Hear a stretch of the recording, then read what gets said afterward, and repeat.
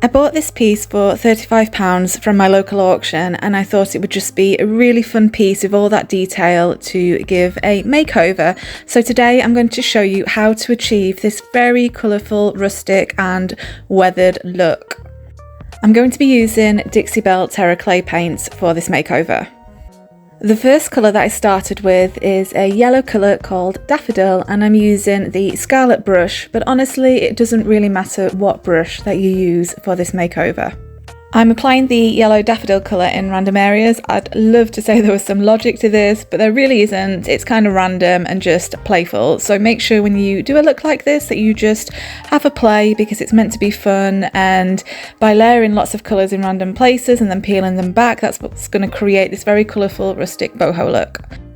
I do find when painting a look like this though, it's better to use a piece with lots of details on like this, you know, like lots of little nooks and crannies that you can build up paint colour in, and you know, the colours can settle in. But if you don't have a piece like this, don't worry, you can always use Would You Bend, which will create those details.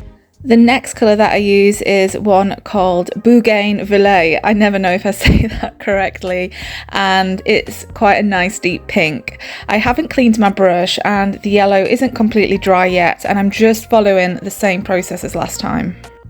So what you'll find is that the pink and the yellow will mix together and create this very pretty coral colour.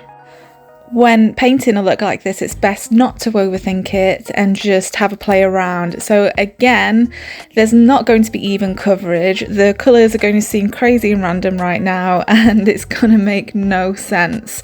But that is the point right now. We're just layering colours and we're just getting colours placed in various different places. It's going to go through a very crazy phase, and then in the end, it's all going to be pulled together. All of the products that I'm using today are in the description below, and if you're in the US and you use one of those links in the description, then I will earn a small commission, and I do appreciate the support. So my base colours have now dried, and you can see that there's still some wood showing through. So for better coverage, I went back in there with my Bougainvillea and my Daffodil colour, and I still continued to layer them. This time though, I used different brushes because I've got that lovely coral colour already underneath. I don't want to add to it. I want some variations in those colours. So I used separate brushes for my yellow and my pink, and just like before, I followed the same process and I just built up in different areas, making it look very random, and it probably looks a little bit mental right now, but again, that's fine. That's part of the process. You can probably see this time as well that I'm being more blocky with my colours and I'm not blending them as much, so there is a lot more yellow and pink standing out. The next colour that I use is a colour called Blue Agave. This is actually looking really blue on camera, but it actually has a bit of a green tinge to it as well, especially when it dries.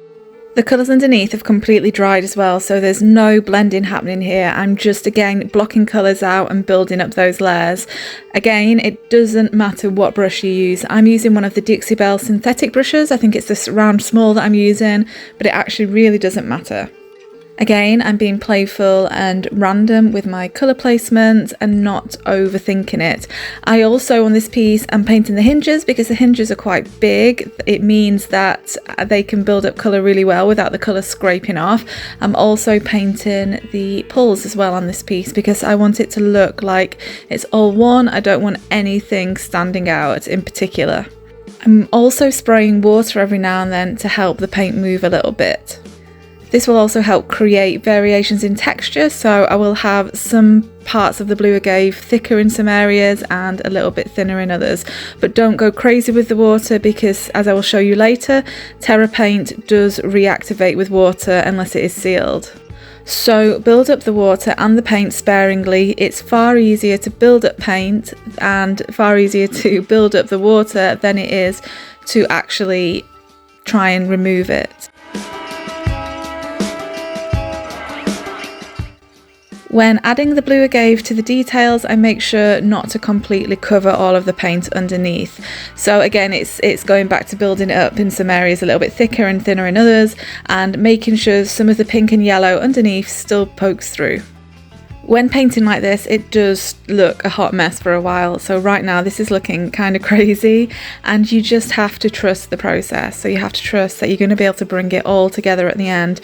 Don't panic and think, whoa, no, what am I doing? It's looking crazy. Like, don't get in your head about it. Don't think you can't pull it together, because you will, and it's a lot easier than what you think. You've just kind of got to let it go through this phase before you can make it look better. What you might notice in this video is that the colours are looking slightly different from frame to frame, and the reason for that is because I'm relying on sunlight for my lighting at the moment, and it's a really good example of how light can change colours. So depending on what kind of shadows you've got happening, whether you've got yellow bright sunlight, whether you've got diffuse light or white light, it can really alter the tones and the shades of the colours. It's just something to keep in mind when you're painting, but also more importantly when you're staging your photos, because you want them to look as true to life as possible. Right now I think the colours are probably looking a little bit darker because the sun's gone in a little bit, but in other frames they might start looking brighter again. So I just want to make you aware of that in case you're wondering why the colours are altering ever so slightly. The next colour I bring into this is a really bright green called Pistachio. I am using a little bit of extra water for this. I don't really want thick clumps of this bright green, so I am watering it down quite a bit as I'm painting, and I'm just again placing it in random areas. Hopefully now you can start to see all of those colours build up, and like there's different variations in colours in different areas. It is still looking a little bit, I'm going to say garish, but I am going to show you how to pull it together in the end. Like I said, you've just got to trust the process and just enjoy it as well. If you enjoy really bright, bold colours like this, then you can absolutely stop after this colour. However, I really enjoy the rustic and weathered look, and I'm going to show you how to achieve that in just a moment. Okay, so the last colour that I'm using is a navy blue called Galaxy, and what I'm doing here is I'm basically applying it at the top, and I'm using loads and loads of water to get that dripping down. I haven't sealed any of the paint underneath, so do you remember when I said that terra clay paint activates with water? So all of those layers underneath now are going to be activating or reactivating, and I'm going to be using a technique called wet distressing. So basically what I'm doing is I'm reactivating all of those colours, I'm applying a darker colour over the top, and that's what's going to create all of those like little peaky bits of colour that are going to poke through and just look like all of the colours have been painted and painted over the years and have begun to peel back and look weathered. It does help to have a heat gun or a hairdryer to hand and to put it on a hot setting, but a very slow one, not one that's too fast, and just dry this as you go along. It just makes it quicker, because otherwise you're going to be there for ages waiting for the water to dry. Also make sure that you've got some towels beneath as well. I go even a step further with the wet distressing, and I dampen a rag, not the furniture itself but the rag, and I just begin to rub off.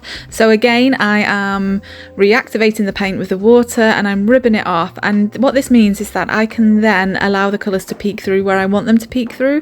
So if I want a little bit of yellow in one area or a little bit of pink or whatever's underneath, then it's just going to allow me to do that. If you press on really hard, it's going to go through to the wood, which I don't mind in some areas, but I don't want loads and loads of wood peeking through, so I'm being very careful as to how much pressure that I put on here. But I love the fact now that we're starting to see the weathered look, and I love that all of the colours are starting to come through, and you can see lots of different variations in pink and yellow and green and blue. And I think by doing it this way instead of sanding, it can almost help it look more organically weathered, and it means you don't get any dust and things as well lying around. By the way, I never have clean hands. I have never once painted and come away with clean hands or clean anything. I am the messiest painter in the world. So if I can do this and I can embrace that messiness and embrace, you know, how wet and crazy it becomes, then anybody can. You've just got to remember just to have fun with this kind of look.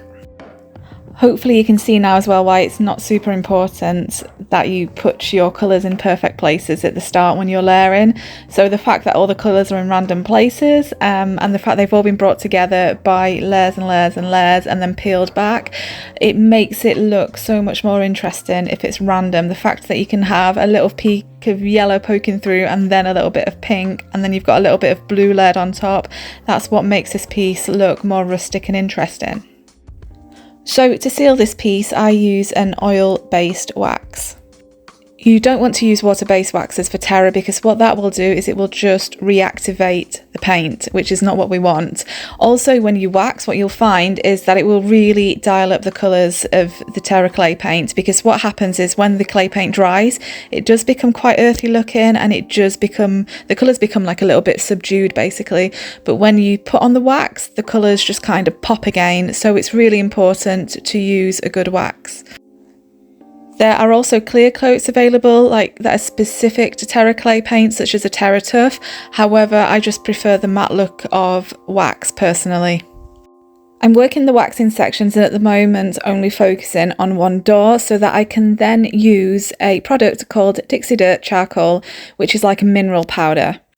While the wax is still wet and not yet soaked into the wood or the paint, I start adding this charcoal and I'm just going to create darker places. So I want this to look aged, and the charcoal dirt is going to help me achieve that look and give me plenty of control as to where I make specific places look darker. This will then combine with a clear wax, and essentially I'm just creating my own darker wax by doing this, but as I say, it just gives me a little bit more control. And what the wax will do is it will harden, it'll soak into the wood and the paint, and then it will harden and it will protect and seal this piece and make it water resistant and scratch proof. You definitely need to seal clay paint with something. It doesn't cure on its own. If you don't seal it, then any time something is spilt on it or any time that it's knocked, then it's either going to be reactivated or it's going to be scratched really easily. But you don't necessarily have to add the darker element if you don't like, but I personally do. I think it just helps bring it all together and age it more, and you can see from the right door compared to the left how different it's looking. However, that being said, I am going to blend some of this in with my clear wax brush, and then I'm going to wipe off any excess. So you don't want any excess sitting on top of the wood and the paint because it can only soak in so much. So maybe let it soak in for about an hour, and then after that just remove anything that's sitting on top. And here is the finished look. I absolutely love this piece. I love that it's bright and colourful, but made to look really rustic and weathered and moody, which completely transforms the atmosphere and the look of the overall piece. And as always, guys, I'd love to know what you think to this makeover in the comments. And if you decide to recreate this look, then be sure to tag me or send me your photos. Thanks for watching. Bye bye.